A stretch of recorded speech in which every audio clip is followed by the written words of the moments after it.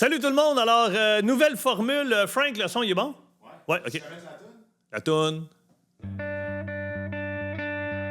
OK, c'est bon.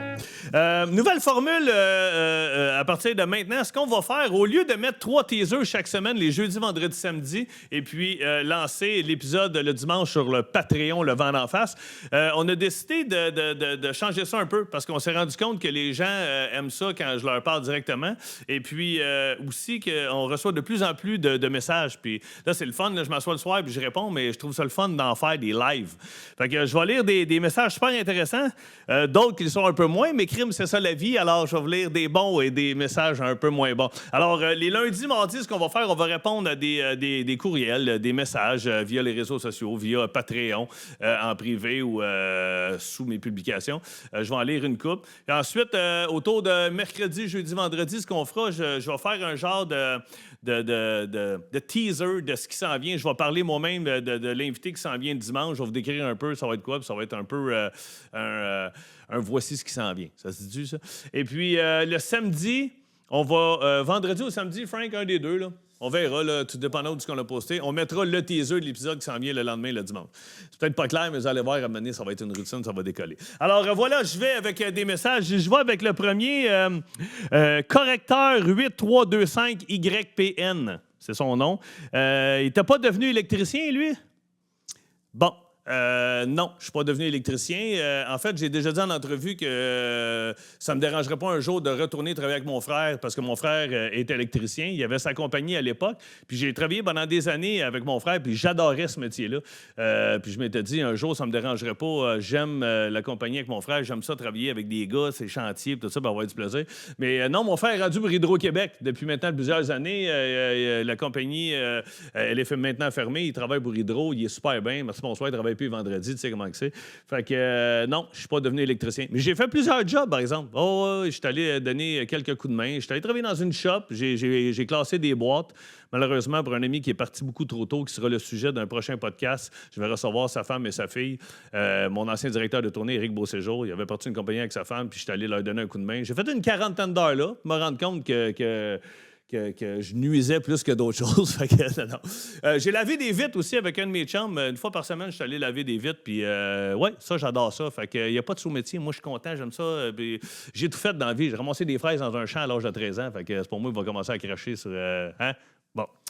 Cracher sur « hein ». On finit avec ça. Alors, voilà. Non, je ne suis pas devenu électricien. Deuxième message.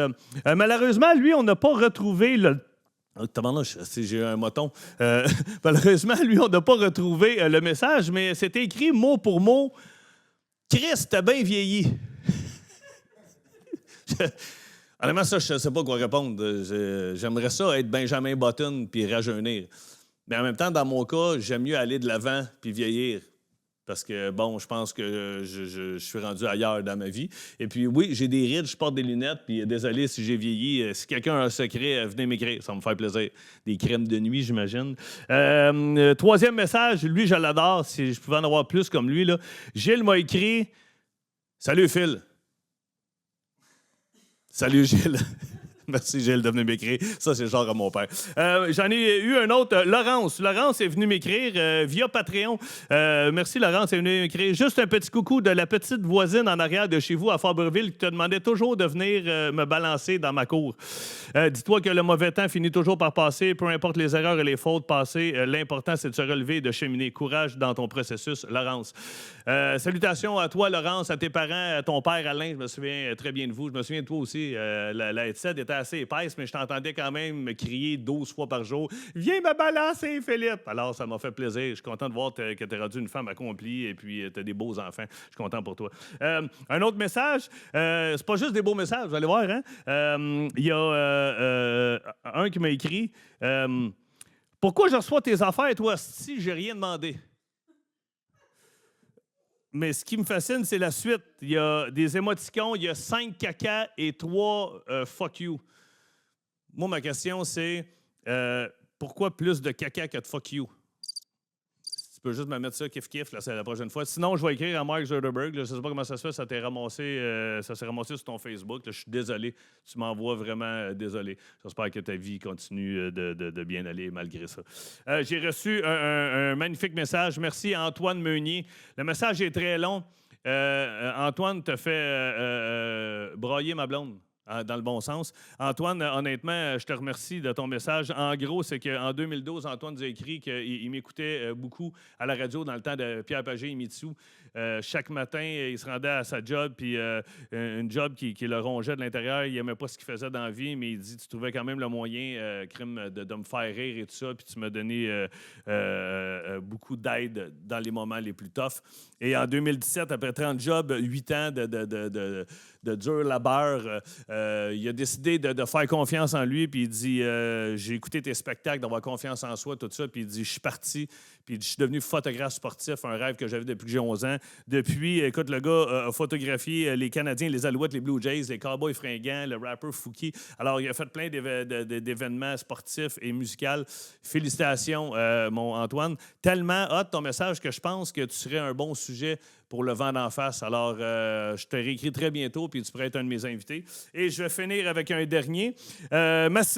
Massimo est venu m'écrire wow, mes premiers Michael Jordan au secondaire dans les années 90. Oui, ça, c'est mes Michael Jordan qui sont là. Écoute, oui, moi aussi, ça a été mes premiers Michael Jordan. Je les ai achetés, je pense que j'étais en secondaire 4, secondaire 5. J'avais ramassé des fraises dans un champ à Laval et puis j'étais pompiche chez Bernard Dagenet au coin de Curie-Labelle et Dagenet. Puis j'avais réussi à m'acheter mes premiers Michael Jordan. Et je les ai retrouvés des années plus tard dans un magasin qui s'appelle Stadium Good à New York. Et je les ai jamais portés.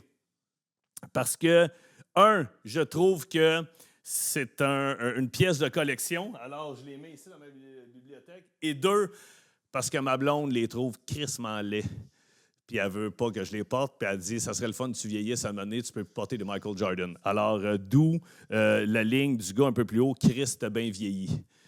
Merci tout le monde. On se reparle bientôt. Mercredi ou jeudi, là, je viendrai vous dire ce qui s'en vient dimanche parce qu'on a tout un épisode pour vous. Puis je vais continuer à lire des messages comme ça. Il y en a plein d'autres. Merci à Dave Desjardins qui vient m'écrire chaque semaine. Tu es une machine, Dave. Puis Laurence, écoute, si tu as allé te balancer, j'ai une solide compétitrice. Ma fille, Rosie, est toute une balançatrice. Quoi? Tu comprends ça, là? Hey, merci. À bientôt.